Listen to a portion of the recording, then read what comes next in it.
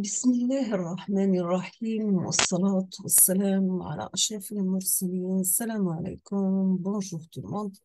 Toujours avec série de vidéos sur le module traitement avancé du signal, la partie filtrage numérique.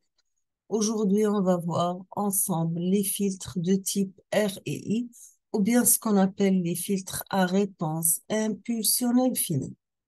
On va commencer par les filtres récursifs. Donc, si nous avons, d'après l'équation numéro 2 de la vidéo précédente, nous sommes arrivés que y de z égale. Pour les filtres RIF, on va utiliser tout simplement la somme pour k varie de 0 jusqu'à grand 1, c'est l'ordre de filtre de AK par Z moins K X de Z, tout simplement.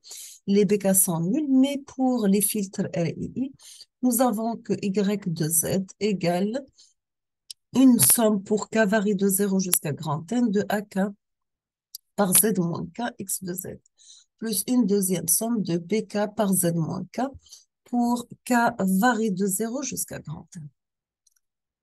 On va sortir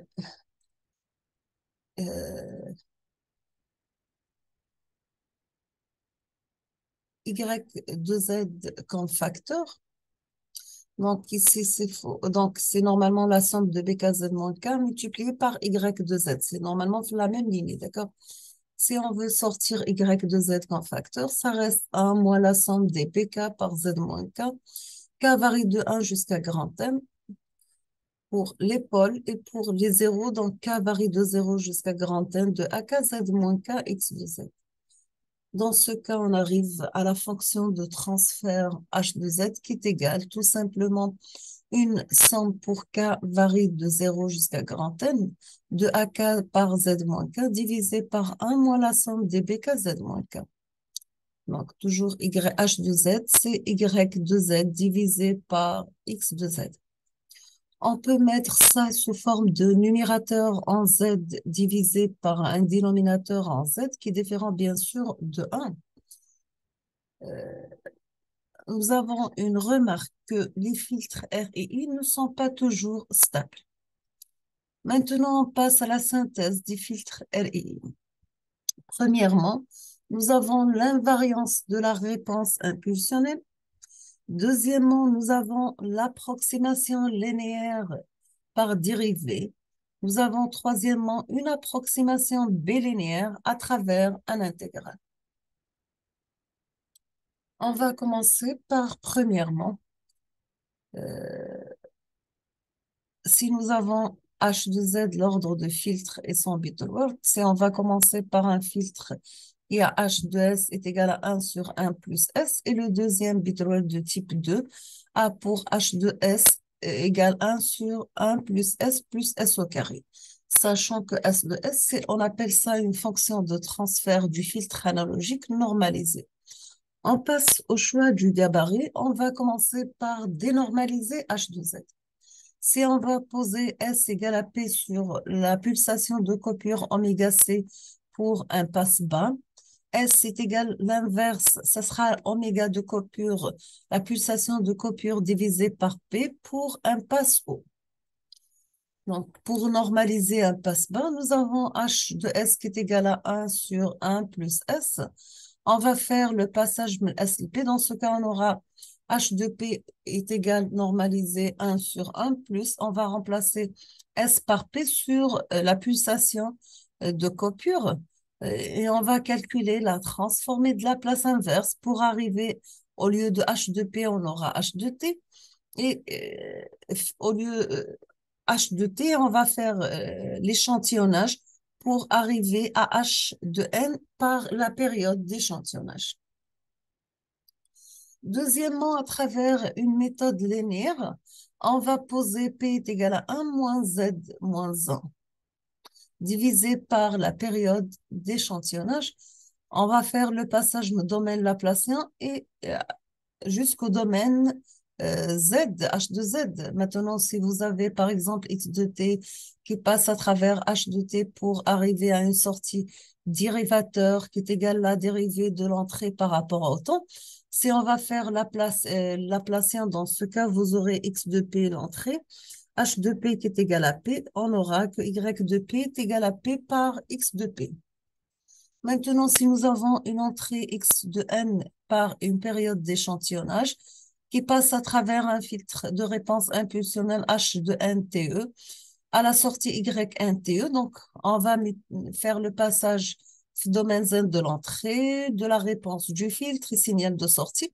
Dans ce cas, on aura Y de NTE est égal à l'entrée X de NTE moins X de N moins 1 par la période d'échantillonnage divisé par la période d'échantillonnage. Si on va calculer la transformée en Z inverse dans ce cas, on aura que Y de Z égale à X de Z moins 1 X de Z divisé par la période d'échantillonnage. On arrive tout simplement à la fin à H de Z qui est égal à Y de Z divisé par X de Z qui est égal à 1 moins Z moins 1 divisé par la période d'échantillonnage. Maintenant, pour la méthode bilinéaire, c'est-à-dire on va utiliser l'intégrale. Si nous avons l'entrée x de t, la réponse impulsionnelle h de t, la sortie y de t, ça sera l'intégrale de l'entrée x de t dt. Donc, si on va multiplier l'entrée par le cas discret échantillonné par x de NTE, passe à travers h NTE pour arriver à la sortie y NTE. Dans ce cas, nous avons calculer y NTE moins y de n moins 1 par la période d'échantillonnage est égal x moins x de n moins 1 par la période d'échantillonnage plus x par n, la période d'échantillonnage, divisé par 2 par la période d'échantillonnage. Si on va calculer la transformée en z, on aura dans ce cas y de z, c'est la transformée en z de y NTE. La transformée en z de y n moins 1 TE, c'est z moins 1 y de z.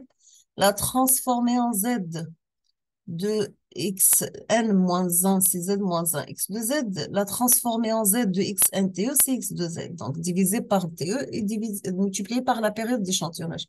Si on va calculer h de z qui est égal à y de z divisé par x de z, on aura dans ce cas est égal à 1 plus z moins 1 par la période d'échantillonnage divisé par 1 moins z moins 1 élevé au carré.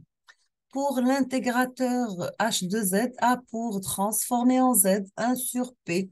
Et on va faire simplification jusqu'à arriver à la fin que p égale, dans ce cas, c'est 2 multiplié par 1 moins z moins 1, le tout divisé par la période d'échantillonnage, multiplié par 1 plus z moins 1.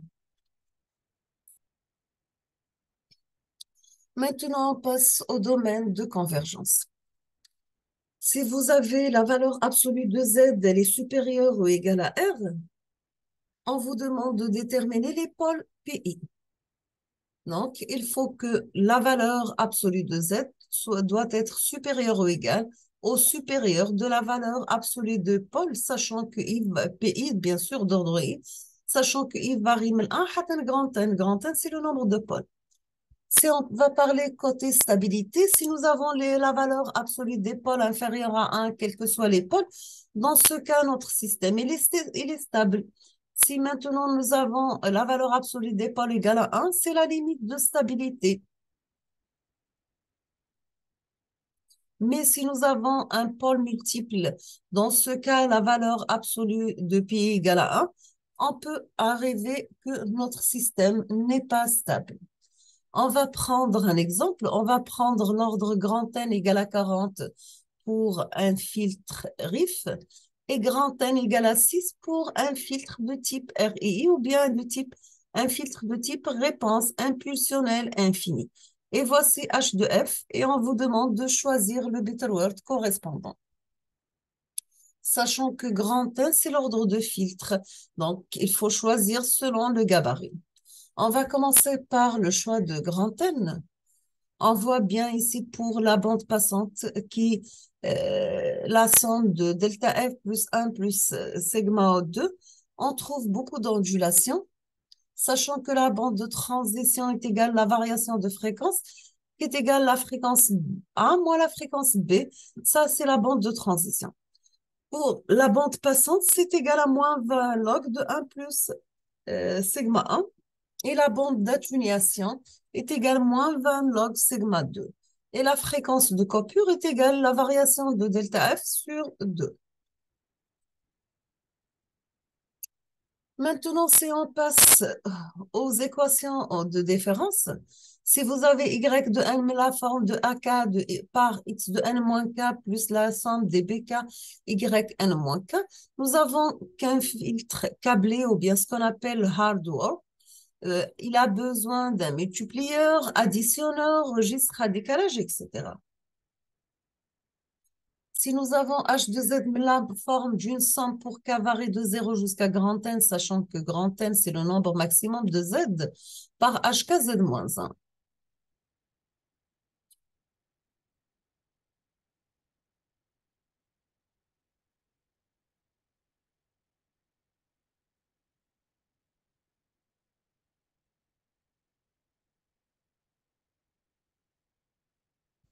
On va s'arrêter ici aujourd'hui. On termine la suite dans la prochaine vidéo, Inch'Allah. Donc, je vous remercie infiniment pour votre attention.